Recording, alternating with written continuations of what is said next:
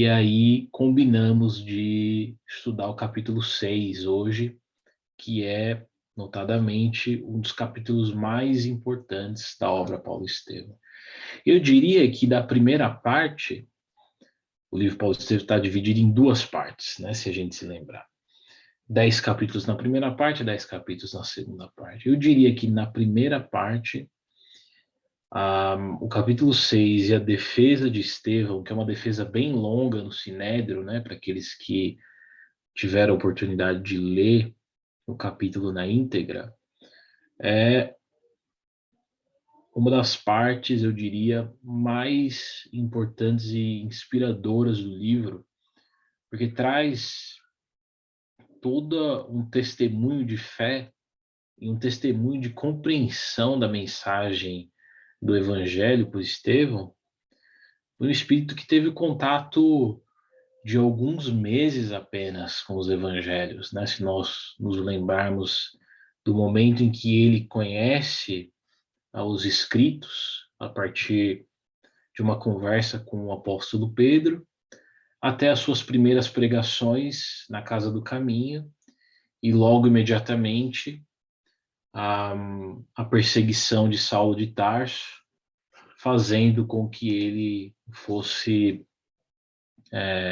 o réu num processo de blasfêmia, calúnia e feitiçaria perante a lei vigente daquela sociedade, aquela lei religiosa, né, da Torá e da sociedade hebraica da época.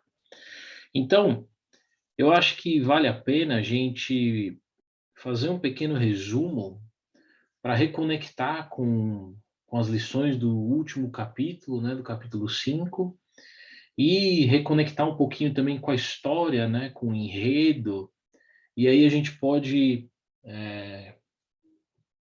gastar um tempo, né, analisando algumas passagens do discurso de Estevão, que justamente isso vai trazer aí terreno fértil para a gente fazer boas reflexões, né? A gente poderia aqui ficar pelo menos uns 4, 5 estudos falando apenas da defesa de Estevão no Sinédrio, dado a riqueza e a profundidade dos conceitos que ali foram apresentados.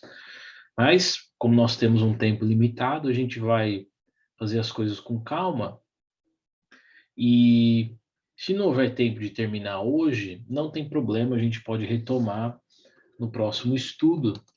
Mas a ideia é que a gente possa também, junto com esse resumo que vamos fazer agora no começo, tentar também esclarecer algum ponto que tenha ficado obscuro durante os 3 primeiros encontros, alguma questão que não está muito bem entendida, seja do contexto, seja da história, ou seja das lições que a gente já estudou. Eu acho que a gente está aqui num grupo de 11 pessoas, então tem bastante espaço para a gente fazer perguntas, comentários, né? No último encontro, aqueles que tiveram oportunidade de participar, nós ficamos depois do estudo mais ou menos uns 15, 20 minutos falando, né, abertamente das nossas impressões do livro, alguns ensinamentos. Então a gente poderia trazer esse momento de troca de experiências para dentro do estudo, né? A gente não precisa esperar acabar para a gente dividir o que a gente acha. Então fique bem à vontade e a gente vai enriquecendo aí com os comentários e as contribuições de todos aqui hoje nesse estudo. Tá bem? Pode ser? Eu não estou vendo ninguém aqui, mas se ninguém levantar a mão aí, ok, estou vendo aí uns sinais positivos.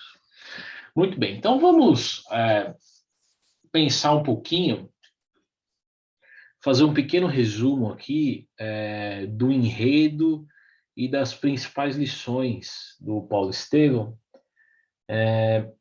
Mas vamos antes, só para a gente se situar, vamos antes dar uma olhadinha aqui no mapa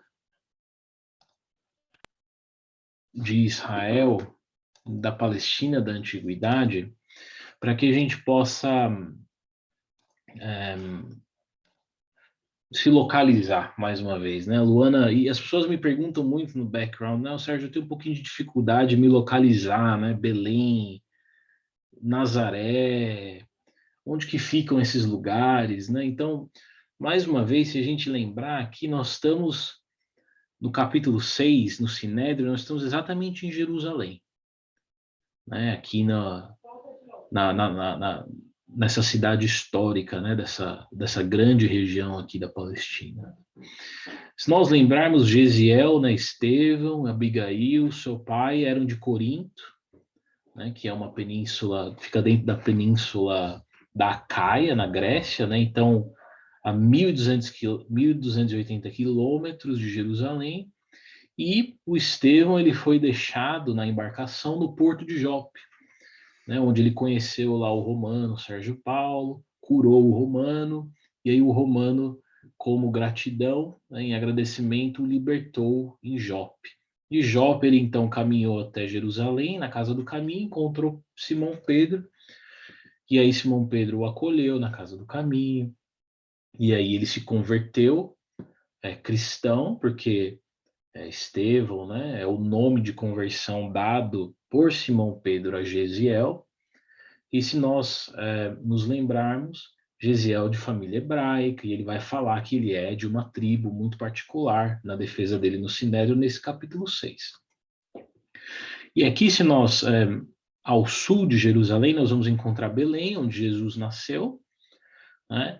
E ao norte, Nazaré, que é justamente o lugar onde ele cresceu ali, sobretudo nos seus 12 primeiros anos, né? A casinha de José, o patriarca, era aqui em Nazaré, e aqui Cafarnaum e o famoso Mar da Galileia. Então, esses nomes eles são muito familiares, né? Mas para a gente se situar, esse é mais ou menos o contexto que a gente está.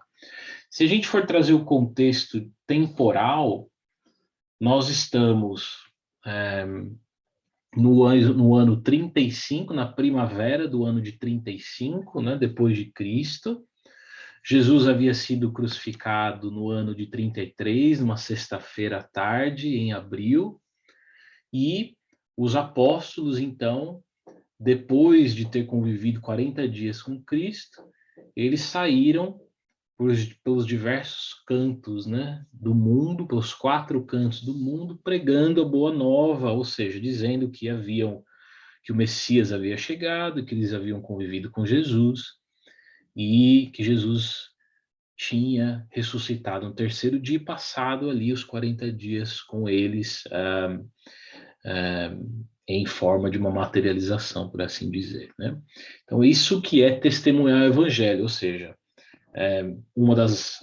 dos ângulos, né, de testemunhar o evangelho é justamente contar o que aconteceu com eles, a experiência deles dentro da convivência com Jesus, até o momento do Pentecostes, que nós conhecemos, e aí até onde Pedro retoma a vida ele muda para Jerusalém, e aí ele faz a Casa do Caminho ali junto com Tiago Menor e João Evangelista, né? Então nós estamos dentro desse contexto, mais ou menos 1 ano e meio após a crucificação do Cristo. Nós tínhamos uma sociedade ainda extremamente dividida entre judeus e romanos, e Jerusalém era um caldeirão, né? Porque muitos patrícios romanos, funcionários públicos do império, mas uma cidade regida pelo Sinédrio, que é o órgão federal máximo, né? O órgão máximo religioso, não federal, religioso da, da raça judaica, com poderes não só teológicos de ensinar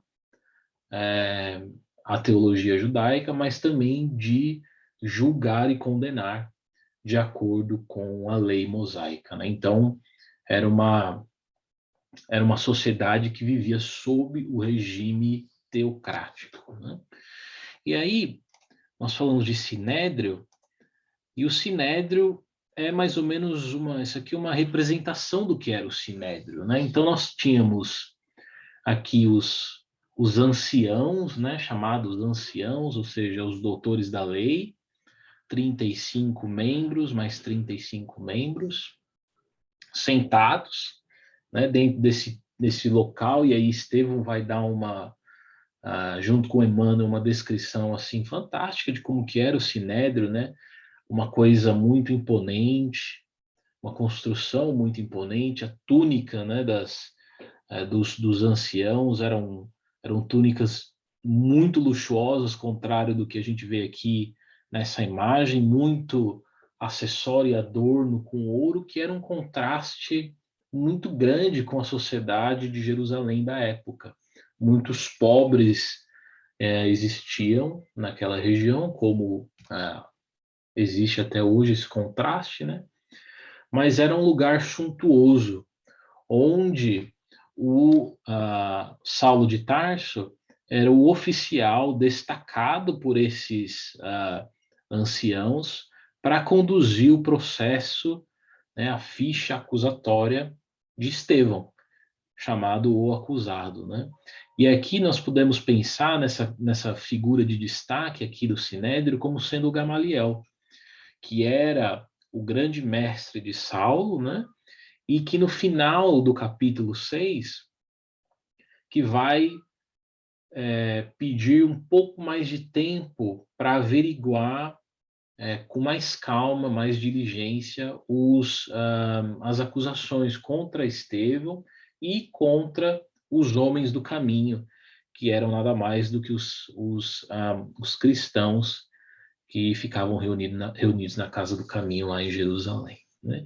Então, é mais ou menos essa aqui a ideia que vocês podem ter de Estevão aqui no meio, e aí a aristocracia da época, né? Emmanuel vai nos dizer que não só os sacerdotes se encontravam nessa reunião, mas também, entre aspas, tudo que havia de melhor naquela sociedade, né? Então, é, era uma representação política dos patrícios romanos, senadores, né? Homens de Estado, o poder religioso representado pelos sacerdotes, os mesmos, né?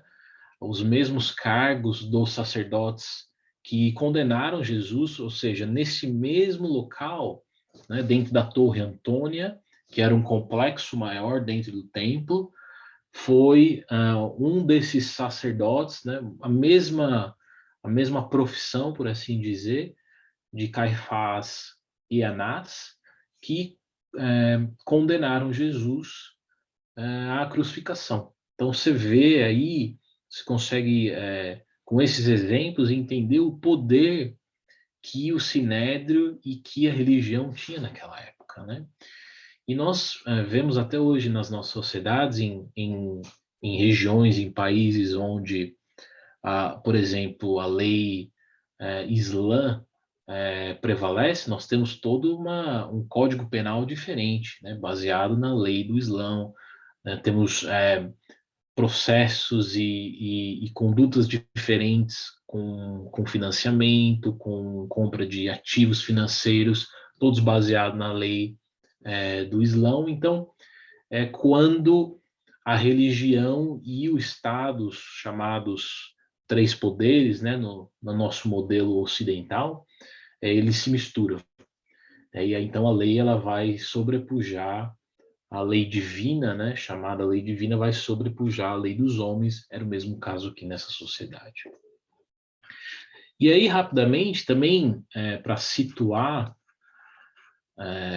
um pouco do que Emmanuel está falando, esse aqui era o Templo de Jerusalém, uma representação do Templo de Jerusalém na época de Jesus e também na época de Estevão. Né? Então, nós podemos perceber aqui uma construção muito, muito suntuosa, com, né, esses pilares tradicionais, lembrando a arquitetura grega, né, com adornos dourados. Com certeza isso aqui era ouro, né? E aí diversos gabinetes aqui, esse sendo o grande templo, né, o chamado Templo de Salomão, e aí o sinédrio ficava dentro do complexo do templo. Né? Então você imagina os pescadores ou o próprio Estevão, que era um camponês, né, trabalhava nas terras de Jochedeb, seu pai, chegando num local como esse. Nós podemos fazer aí um paralelo, é como se um homem do campo hoje fosse chegar no parlamento em Londres, né? Aquele prédio suntuosíssimo, né? Uma coisa que chama os olhos, salta aos olhos, né? A grandiosidade, o luxo que é aquele parlamento. E se nós, o curioso, se nós digitarmos aqui o parlamento em inglês, nós vamos ver que, na minha opinião, não por coincidência, a estrutura onde ficam, né, os políticos ingleses, muito parecido com o Sinédrio, né? Vou trazer aqui uma imagem para vocês, veja só. Então, o prédio aqui, como falamos, né, muito suntuoso, e aqui, né, os anciões, sacerdotes sentados em volta, né? Então, qualquer semelhança é mera coincidência, né? Tudo bem. Então, feita essa contextualização histórica, temporal, social, nós podemos passar para o capítulo 6. E aqui falamos um pouquinho já, né, do resumo, né, dos capítulos que já estudamos até agora, né? Ou seja, a liberação de Abigail, Gesiel sendo deixado no porto, Gesiel se convertendo, Emmanuel apresentando a figura de Saulo de Tarso, naquele homem de 35 anos, de personalidade forte, educado numa cidade universitária em Tarso, e aí com esse tríplice aspecto cosmopolita de ser hebreu, cidadão romano, mas de ter sido educado em Tarso e falar grego, que era justamente o que fazia Saulo ser um cidadão do mundo, né? Ele tinha aí portas abertas e também molejo social e um traquejo social para navegar dentro das mais diferentes grupos e sociedades daquela época, né? E aí também falamos um pouquinho do encontro, né, de Saulo e Abigail, onde Saulo se declara casto e declara o seu amor a Abigail. E aí nós chegamos até o momento onde Estevão faz o seu discurso. Saulo não gosta desse discurso, tem um embate na casa do caminho, e aí Saulo consegue autorização para fazer um inquérito, né? Justamente um inquérito e fazer ali abrir um processo contra Estevão, né? E aí essa pintura, o legal de estudar o cristianismo primitivo é que é, a história foi tão fértil, né?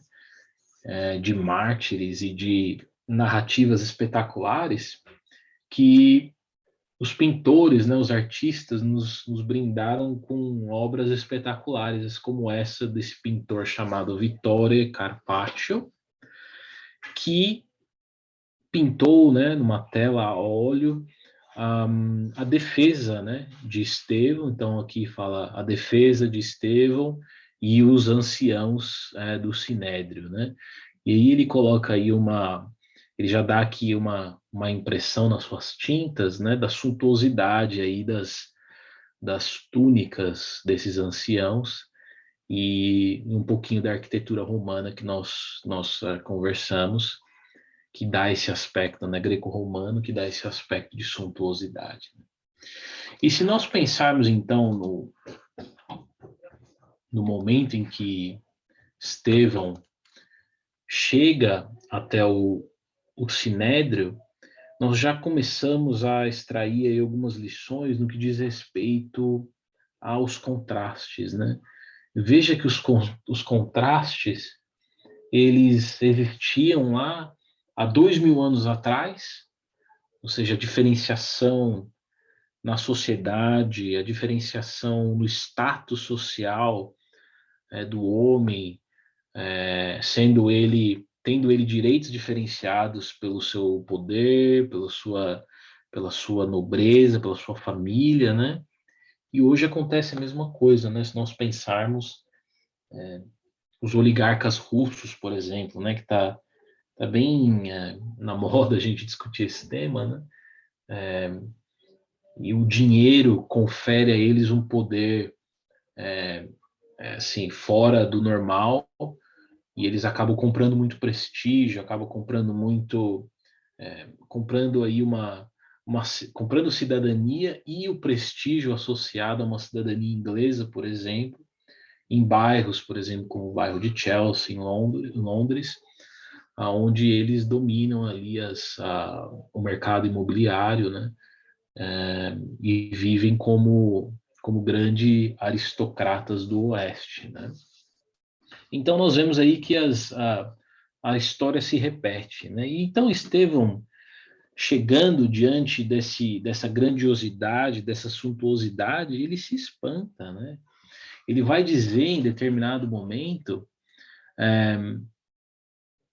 indo sozinho, né? Primeiramente indo sozinho a, até o Sinédrio, ele vai dizer nas suas reflexões, é curioso que o Emmanuel traz para a gente um pouco da psicologia, né? O diálogo interno que Estevão traçava com ele mesmo, e aí em determinado momento ele vai falar assim, né? Nossa, refletindo com ele, não seriam aquelas, né, esses homens aqui que o cercam, as ovelhas perdidas da casa de Israel, a que aludia Jesus nos seus vigorosos ensinamentos?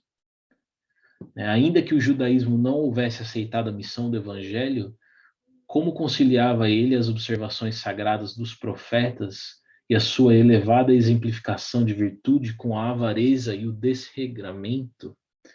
Né? O próprio Moisés fora escravo e, por dedicação ao seu povo, sofrer inúmeras dificuldades em todos os dias da existência consagrada ao Todo-Poderoso. Jó padecera misérias sem nome e dera testemunhos de fé nos sofrimentos mais acerbos. Jeremias chorara incompreendido, Amós experimentara o fel da ingratidão. Como poderiam os israelitas harmonizar o egoísmo com a sabedoria amorosa dos Salmos de Davi? Então ele está diante de um paradoxo, porque os profetas e as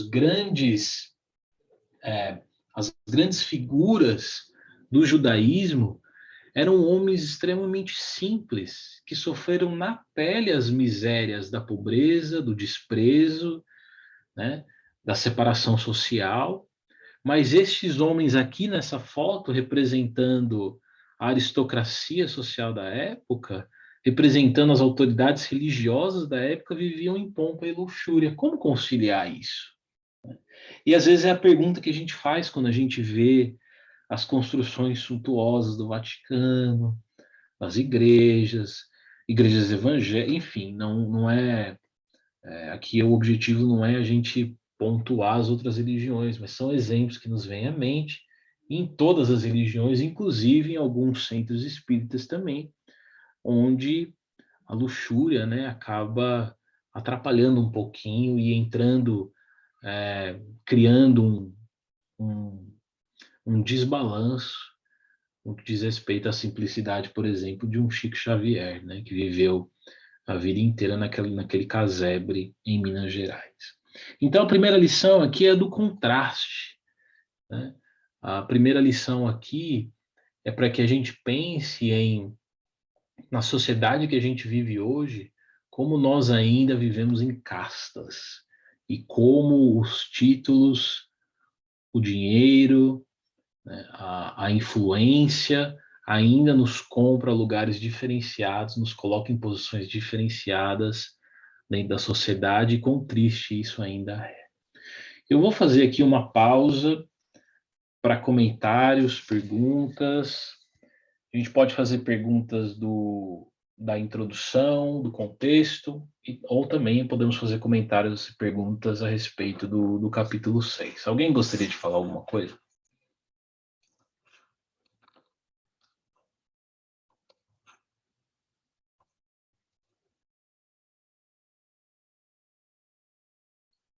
Tudo bem, sem problemas. A gente pode ir seguindo com o conteúdo, e aí, conforme for aparecendo as perguntas e os insights, vocês escrevam aí para mim. E se eu não ver, eu peço que os amigos me ajudem aí. Muito bem, então, passado esse primeiro choque, né, de Estevão, imagine você hoje, né, um camponês chegando no parlamento inglês, e aquela coisa toda, e aí você é colocado no centro, né, daquela sala suntuosa, e vem ali o seu promotor de justiça, né? Saulo assumia esse papel de teólogo, mas também de promotor de justiça. E aí ele é acusado de 3 crimes, como falamos, né? Os 3 crimes: calúnia, feitiçaria, o segundo crime dele, e blasfêmia. Então vamos pensar um pouquinho, porque nesses 3 crimes, sobretudo no crime de blasfêmia, está toda a teologia cristã. Toda a ideia da teologia e do evangelho nós podemos extrair aí desses 3 crimes que Saulo está acusando Estevão, e aí o Estevão vai responder com um fundamento no evangelho, né, nas palavras e vivências de Jesus, e aí nós vamos ver que a resposta de Estevão faz com que Saulo tenha a sua primeira derrota como um rabino da época, e tenha a sua primeira derrota como sendo um dos talentos um dos homens mais talentosos da época. E o mais curioso, os contrastes novamente, né? Saulo acaba perdendo para um camponês numa disputa intelectual. Então, se a gente analisar aqui a questão da blasfêmia, que talvez seja mais importante, diz respeito à posição de Estevão e dos homens do caminho colocarem Jesus como sendo um espírito maior, mais elevado do que Moisés. Então, vamos fazer aqui uma reflexão nisso. Lembra que a gente falava ontem, aqueles que estiveram conosco, nós falávamos ontem que João Batista foi o maior espírito que pisou aqui na Terra depois de Jesus? Então, para Estevão, uma coisa é muito clara: o Messias era o Cristo. Ele era aquele príncipe prometido nas Escrituras que vinha libertar o povo de Israel do jugo do Império Romano.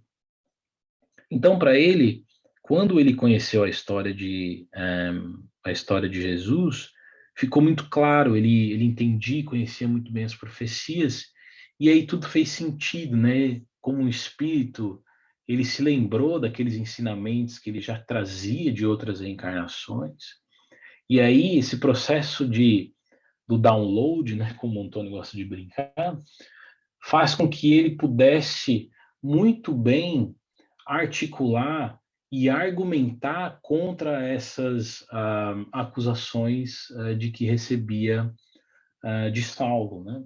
Então ele explica muito bem de que não é que ele não respeita Moisés e a lei, não é que Moisés é uma figura deveria ser uma figura marginalizada dentro daquela sociedade. Não, Moisés trouxe parte da lei e Jesus trouxe o complemento.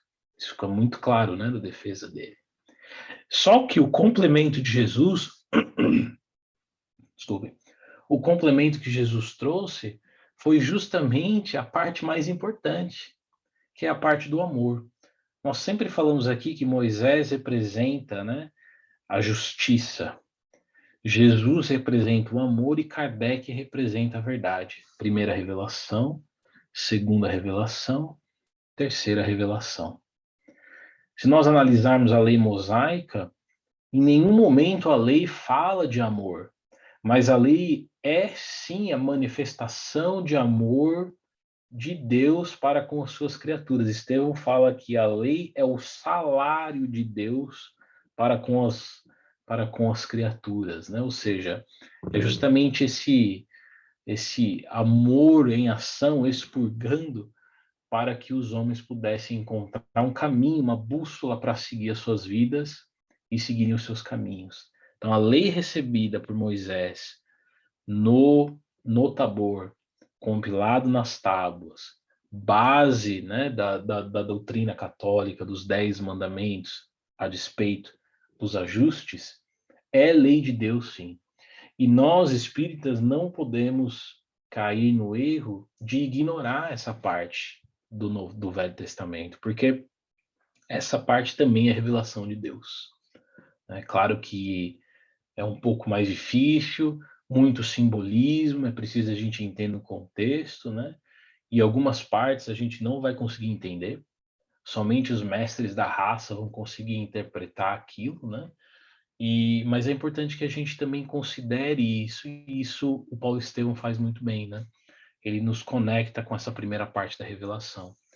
Só que vem Jesus e traz de maneira sublime o amor, com a exemplificação da sua vida, com a exemplificação do seu testemunho, do seu martírio, com a exemplificação do perdão no final, no momento da cruz, e isso faz com que o seu espírito e a sua ideologia fosse uma ideologia superior à ideologia de Moisés. Porque Moisés era nada mais do que um mensageiro de Jesus. Né? E a ideia de Jesus de fraternidade, ou seja, de igualar os membros dessa sociedade, justamente acaba com esse processo de paradoxo e de divisão social. Então, vocês entendem que quando um sacerdote ouve a mensagem de Jesus, e Jesus fala assim: todos nós somos irmãos, imediatamente naquele momento, todo o status social, todo o poder, né, toda a influência que esses homens trabalharam a vida inteira para conquistar, tudo isso perde o sentido, porque eles estão se colocando, Jesus os coloca no mesmo patamar de que um camponês como Estevão, de que um mendigo, de que uma mulher. Então, imagine a diferença social que existia numa sociedade extremamente patriarcal entre homens e mulheres. E aí, quando Estevão traz a mensagem da fraternidade, não só aquilo incomoda a sociedade da época, pelos motivos que conversamos, mas também faz com que diminua tudo aquilo que esses homens acreditaram e vivenciaram por uma vida toda, que é a lei de Moisés. Então você imagina quão revolucionário isso é para a época? Isso é revolucionário para a gente até hoje. Porque eu desafio qualquer um aqui nessa reunião, aí na aristocracia inglesa, ai não, estou pegando muito no pé dos ingleses, na aristocracia holandesa, vamos lá na, na aristocracia holandesa. Então você vai chegar lá na família real holandesa hoje e você vai dizer para a rainha, para a princesa e para o rei de que eles são pessoas iguais a qualquer um, ao mendigo mais mendigo da Holanda. Como você acha que eles vão receber essa mensagem? Né? E digo mais, não é a maior autoridade intelectual da Europa que vai portar essa mensagem. Né?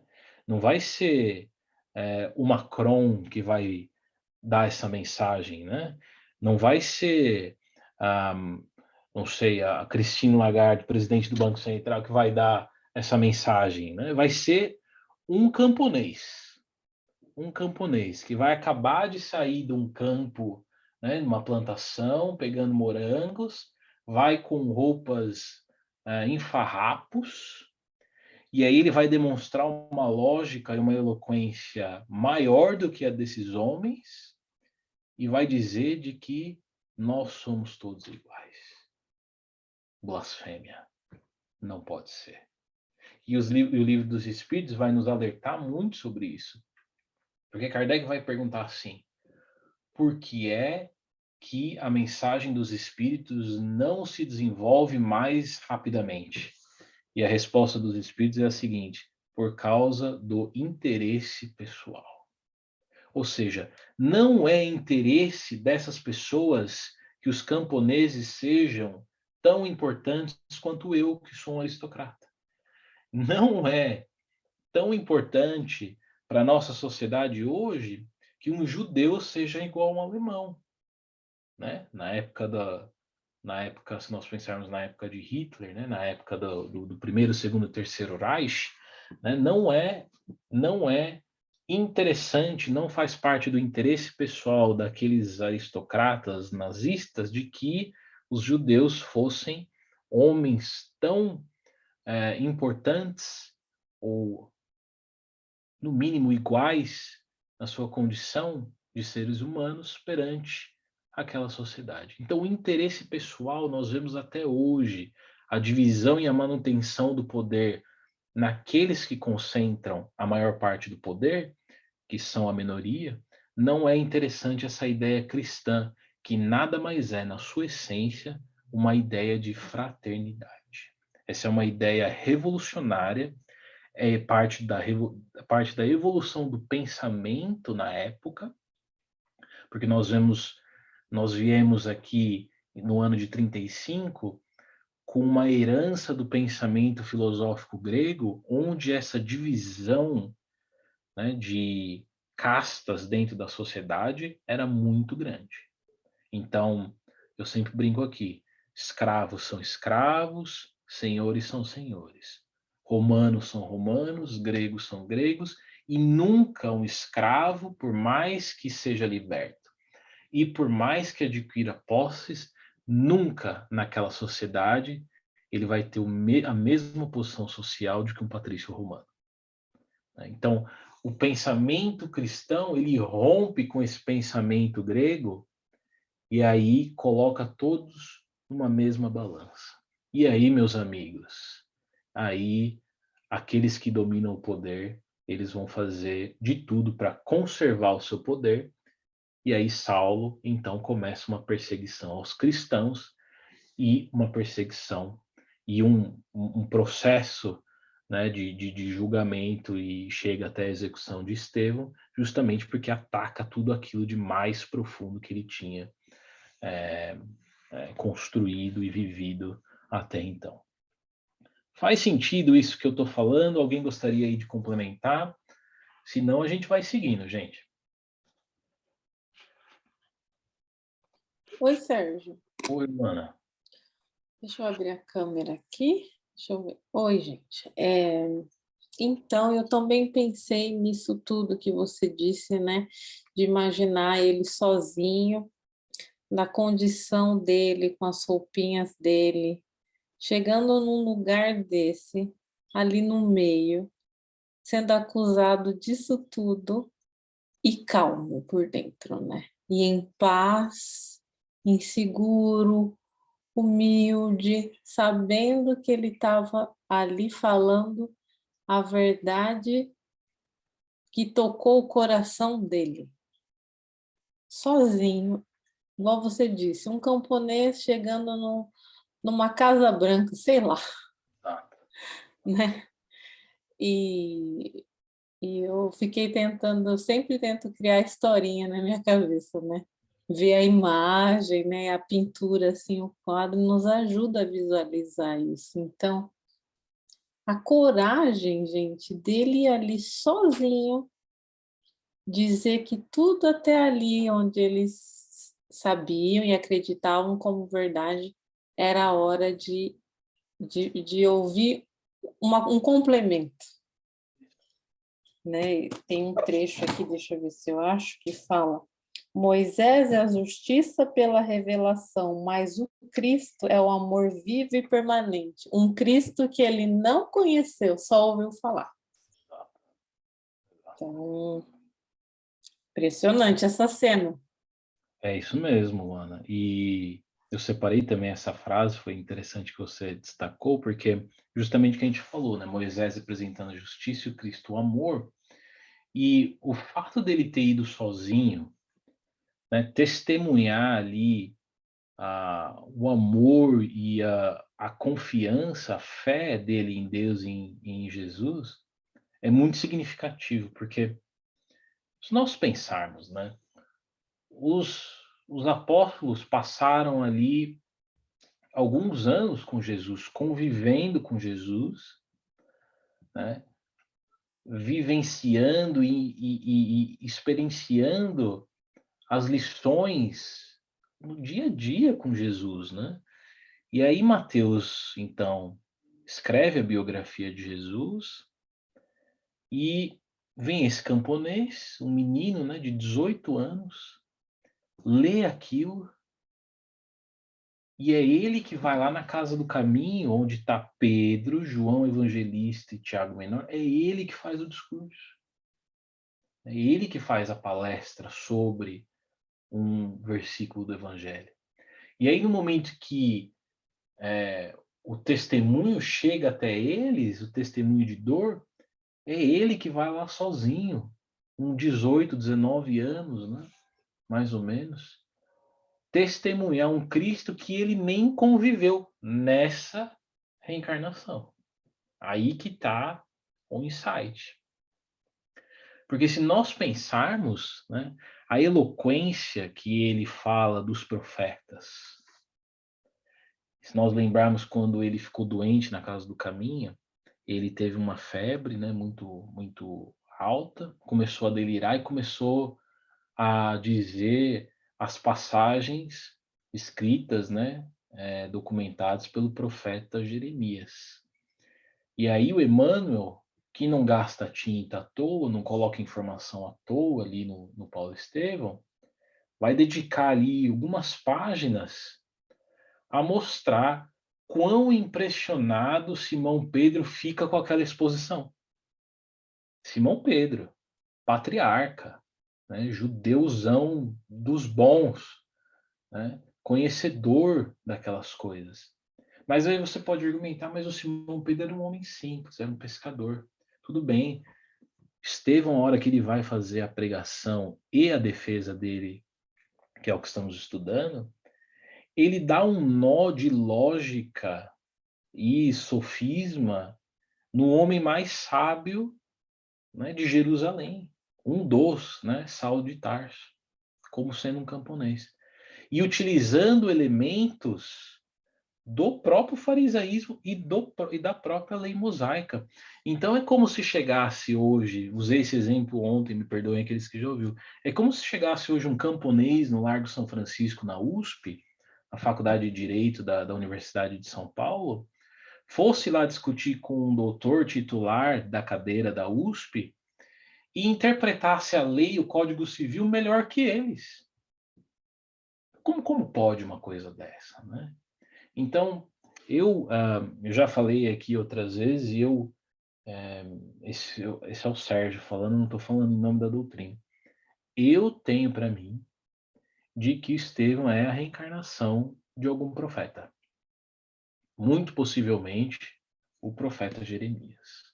Pelo conhecimento, pela habilidade como ele interpreta, né, as passagens, e o Emmanuel vai trazendo aí, se vocês lerem de novo os capítulos 4 e o capítulo 6, o Emmanuel vai trazendo aí alguns ângulos que aqueles que têm olhos de ver e ouvidos de ouvir começam a fazer, ele não está escrevendo isso à toa, né? Mas, de novo, não temos confirmação disso, isso também não é importante para a compreensão, é só um palpite que eu tenho, né? A Luana escreveu, o legal também é que ele estava ganhando a simpatia dos presentes no julgamento. E justamente porque a paz dele de espírito, né, que é uma representação, é simplesmente a exteriorização da grandeza espiritual dele, e a lógica dos argumentos que ele utilizava dentro de um assunto que eles todos, né, os espectadores todos dominavam, era inegável. Então você acaba se rendendo à grandeza espiritual de um espírito. Nós sempre falamos aqui de que se entrasse um espírito nobre na sala do Seabem, seria inegável a superioridade moral dele. É impossível a gente não reconhecer a superioridade moral desse espírito, né? Porque, veja, quando nós nos aproximamos de homens nobres, nós já conseguimos reconhecer essas características, né? Então, os homens que se aproximavam de Martin Luther King, por exemplo, de Gandhi, né, de Mandela, eles contam histórias, é campo fértil até hoje, né, para explorar comportamento, psicologia, liderança, porque eram homens notáveis. Imagine entrar um espírito desse quilate aqui, vem se relacionar com você, é impossível a influência, o magnetismo dele não influenciar a todo o redor, né? Então Estevão era um desses homens, e isso também acabava a própria exteriorização do espírito dele, a calma, da lógica, né, da não reação quando ele toma um soco de Saulo, né? Tudo isso mostra a grandeza e acaba contagiando as pessoas também. Mais um comentário. Exato, a Luana falando que as palavras do Estevão estavam tocando o coração de alguns. Mais algum comentário, pergunta?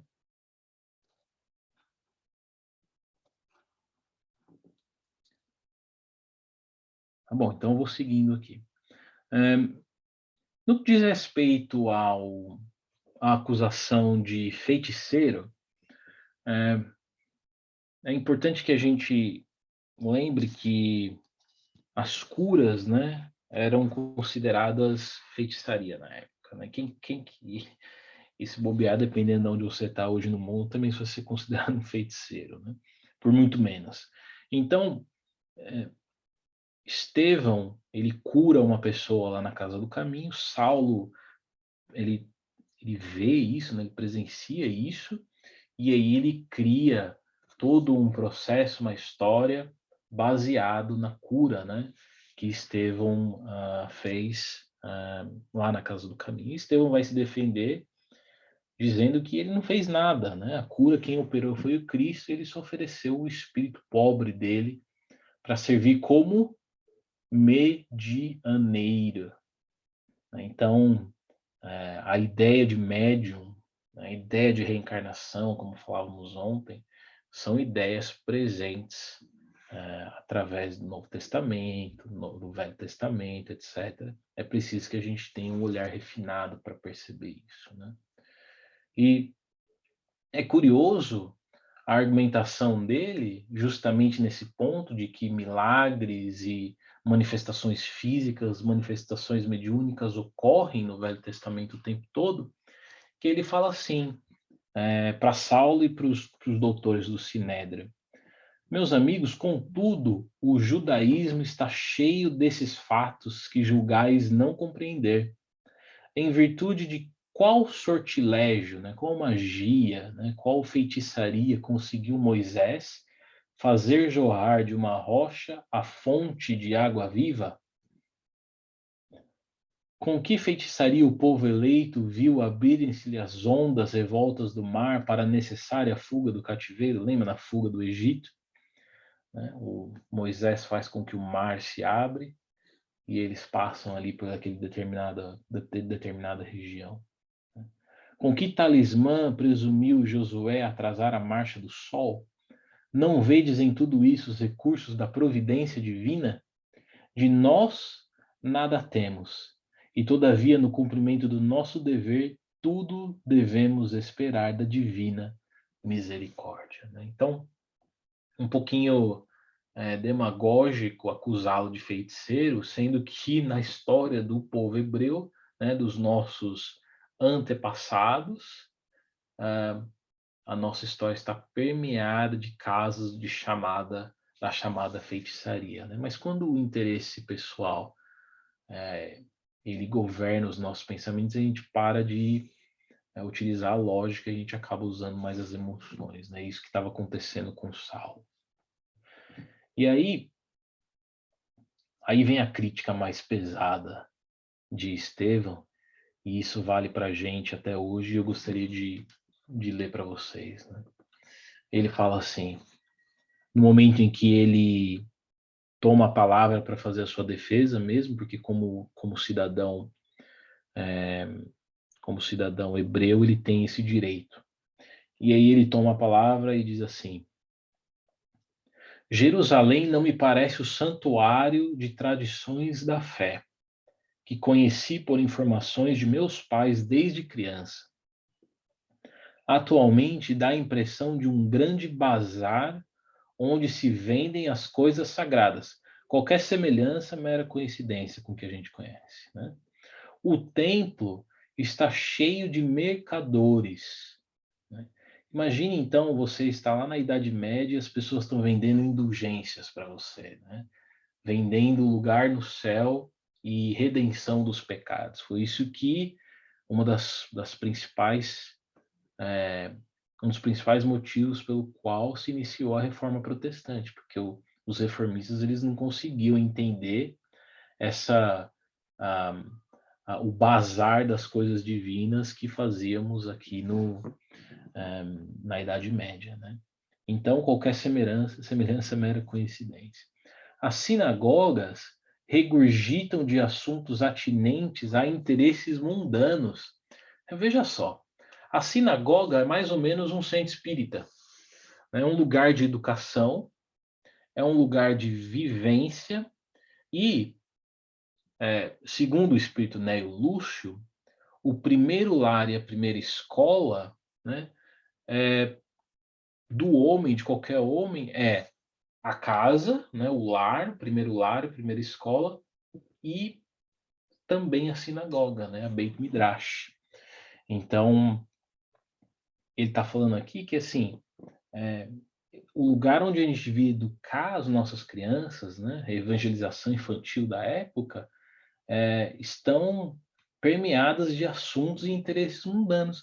É como se a gente fosse utilizar o centro espírita para fazer uma palestra aí, sei lá, de um assunto que não tem nada a ver com o espiritismo, com o evangelho, né? Ah, não, mas a gente se encontra lá e todo mundo está acostumado. Não, não devemos, né? As células farisaicas assemelham-se a um vespeiro de interesses mesquinhos. Lembra que os espíritos falaram que o evangelho e o espiritismo não progride mais e mais rápido por causa do interesse das pessoas, o interesse pessoal? É a mesma coisa ali o partido farisaico, né? Aquela seita religiosa, né? Um vespeiro de interesses mesquinhos. O luxo das vossas túnicas assombra, vossos desperdícios espantam. Não sabeis que à sombra de vossos muros há infelizes que morrem de fome? Venho dos subúrbios, onde se concentra grande parte de nossas misérias. Então, aquela coisa, né? A Revolução Francesa, os pobres não aguentavam mais, né? Morrendo de fome, e a aristocracia, né? Do rei Luís, eu não me lembro qual agora, Luís XV, XVI, não me lembro, mas essa aristocracia ali fechada dentro dos palácios, com banquetes, né? Então, é justamente isso, né? A sombra, né? Dos vossos muros suntuosos vai infeliz até hoje, né? A lição do supérfluo e do necessário. No mundo onde existem 2.200 bilionários, essa é a última estatística, 2.200 bilionários no mundo. Já parou para pensar que 1 bilhão são 1.000 milhões? 1.000 milhões. A gente mal consegue contemplar a ideia de 1 milhão, né? Alguns. Imagina 1.000 milhões. Imagina que o bilionário mais rico do mundo tem 200 mil milhões. Um pouquinho menos que ele acabou de comprar o Twitter, né? O Elon Musk. Então, no mundo onde nós temos 2.000 bilionários, e se nós juntássemos a fortuna desses 2.000 bilionários, nós teríamos quase que a metade da economia global. É natural que a gente encontre nos subúrbios da Índia pessoas morrendo literalmente de fome. nos subúrbios da África, pessoas morrendo literalmente de fome. No Brasil, na Europa, os refugiados, na Síria, no Oriente Médio. Por quê? Porque o mesmo paradoxo que existia no tempo de Estevão existe, infelizmente, no tempo de hoje. E o curioso é que, depois da pandemia, os bilionários ficaram mais ricos e os pobres ficaram mais pobres. Porque toda vez que sobra na mesa de um, falta na mesa de outro. Essa é a lógica irrefutável. Quando sobra muito na mesa de um, falta muito na mesa de outro. Então, essa lição do supérfluo e do necessário a todo momento, Estevão e Emmanuel traz para a gente pensar, né? E aí a gente tem que evitar um pouquinho a reflexão, que é a seguinte: mas esses bilionários, então, eles deviam dar parte da fortuna deles para financiar as vacinas para as pessoas na África. Não vamos pensar na gente, quanto que a gente doa do nosso supérfluo. Que uso, não precisa ser só doação, mas que uso a gente faz do nosso supérfluo, né? Essa é uma reflexão doída, né? Porque é muito fácil a gente olhar os bilionários e começar a fazer uma reflexão apenas da vida deles, né? Mas, de certa maneira, todos nós que estamos aqui, de certa maneira, temos um pouquinho mais do que o necessário. Então, são sempre aí a lição, é sempre aí a lição dos polos, né, das polaridades. E aí, para encerrar, ele vai falar assim: onde guardais a fé? No conforto ocioso ou no trabalho produtivo? No bolso do mundo ou no coração, que é o templo divino? Incentivais a revolta e quereis a paz. Não é isso que nós estamos fazendo na guerra da Ucrânia e da Rússia? Estamos incentivando a revolta e querendo a paz? Porque, meus amigos, não há ninguém que vá me convencer de que no momento em que a gente arma a Ucrânia para lutar contra a Rússia, nós não estamos incentivando a revolta ou jogando mais lenha na fogueira. Então, é muito difícil buscar a paz, né, fazendo guerra, por mais de que a história possa parecer de que um lado é vítima, outro lado é algoz, né? Nós não, nas rodas da reencarnação, nós já fomos vítima e algoz. Já tivemos os dois lados da mesa. Vossos explorais o próximo e falais de amor de Deus. Não vos lembrais que o Eterno não pode aceitar o louvor dos lábios quando o coração da criatura permanece dele distante? Então, Estevão faz uma série de reflexões. Nesse momento, nós estamos chegando no fim aqui, eu vou fazer o encerramento. E nesse momento, o Saulo ele não aguenta, né? Então ele dá um soco na cara do Estevão, e eu quero terminar com essa parte, porque para mim é essa parte mais alta do capítulo, né? O momento em que ele recebe aquela flechada, né? E veja o processo de vejam como ele pensa e como ele reage ou age diante dessa situação, né?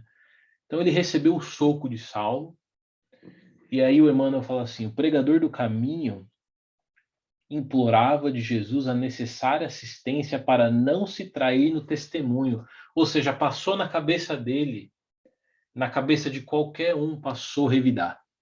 Porque, meus amigos, imagina você, né, sem ter feito nada, tomar um soco na cara. Não obstante a reforma radical que a influência do Cristo havia imposto às suas concepções mais íntimas, ele não podia fugir à dor da dignidade ferida. Aí vem o que Viktor Frankl fala, que entre o estímulo e a resposta está a liberdade de nossas ações, né?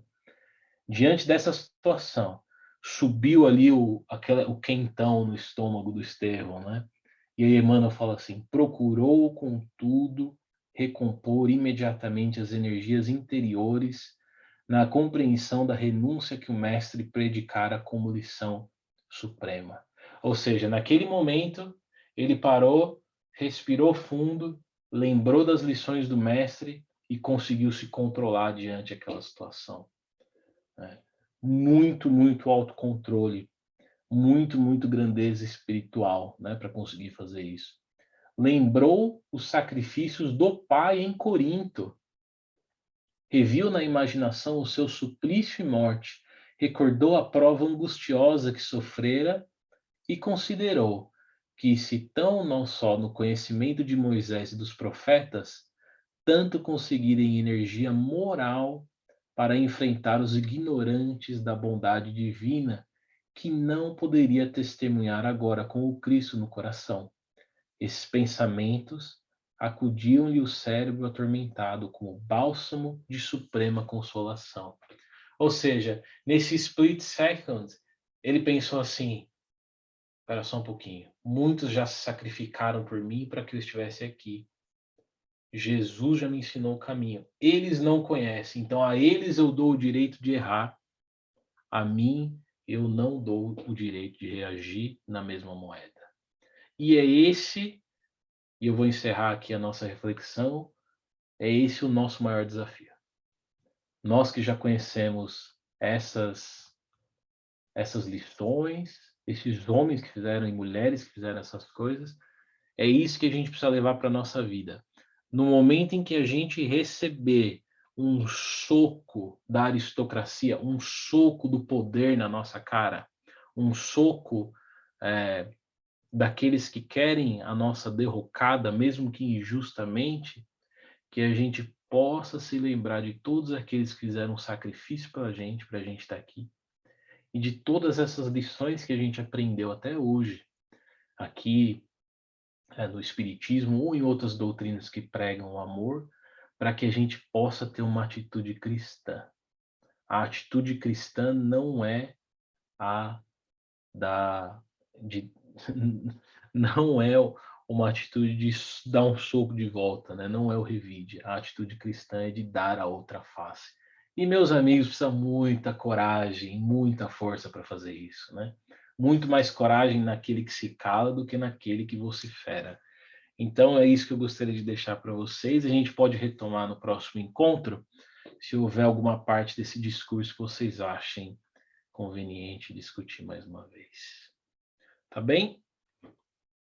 Então, com isso, eu gostaria de perguntar se alguém está se sentindo aí confortável, está se sentindo bem para fazer a nossa prece final e o nosso encerramento. O coração você quer dizer que sim, Antônio?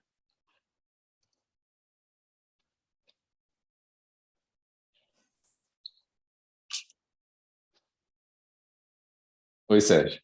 Oi, Antônio. Vamos sim, vamos lá. Tá ótimo, muito obrigado. Vamos elevando nosso pensamento em gratidão por esses momentos, por termos a oportunidade, através da literatura espírita, de resgatar, nesse capítulo 6º, um dos momentos mais sublimes da participação do Evangelho primitivo, que é o discurso, que não é feito só para aqueles homens de quase 2000 anos, também é feito para nós, nos dias de hoje. Que a tua luz, Jesus, torne cada um de nós como aquele jovem que, tocado pela tua presença, pela sinceridade da tua mensagem, foi capaz de, com a simplicidade, mas com a coragem, acessar a tua presença amorosa e sábia e conseguir fazer uma tão clara, significativa e lógica explanação. Que saibamos não só falar como Estevão, mas principalmente sermos como Estevão, dando testemunho e recordando com gratidão todo o sacrifício que foi feito para que pudéssemos conhecer, saber e desfrutar dessa sabedoria que vai além da matéria. Que a tua luz, Senhor, nos acompanhe nesse estudo e nos forneça sempre os momentos de reflexão para colocarmos em prática as tuas palavras, as tuas ações e a tua presença em nossas vidas. Que assim seja, graças a Deus.